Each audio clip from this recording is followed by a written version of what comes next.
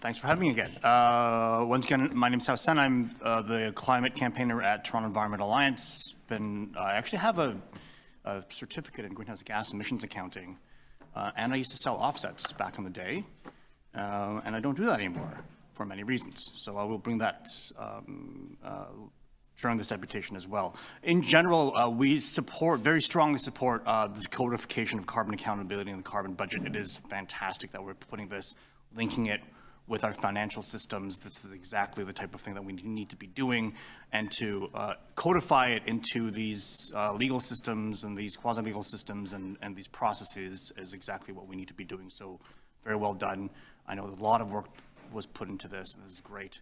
There are a couple of recommendations that we have that we would like to see either down the road or in this process, so it's kind of up to you. The first is to adopt more processes for staff, councillors, and the public to identify actual high emissions and fossil-heavy capital projects. Right now, as it stands, the accountability systems allows for several places where either staff or primarily staff can identify projects that have a carbon reduction aspect to it, but we also think it's vital for accountability for staff and other people to flag projects that may actually increase emissions as well. So that's one of the key aspects.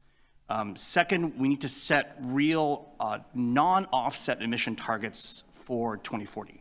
Right now, this accountability process that we have, the framework sets reduction goals and actual absolute reduction goals for the year 2025 and 2030, but in 2040 it just says net zero.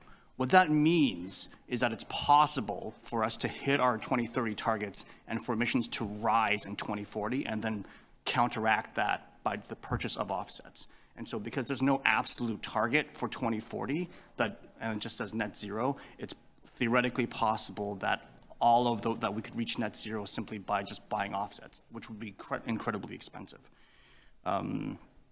Finally, in terms of the offsets, we think it's important to disclose annual detailed accounts of any carbon offsets purchased or produced by the city. The offset world is very nebulous at times. There are a lot of different standards out there.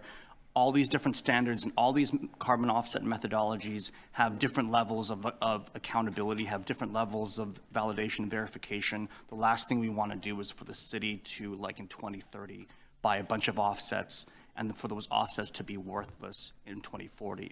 And disclosing what kinds of offsets and what types of methodologies that are used to produce those offsets could allow for a lot more transparency for people to come in and point out where that might be an issue down the road. So I'll take any questions if people have those. That's our general thoughts. Thank you. Any questions of the deputant? Seeing none.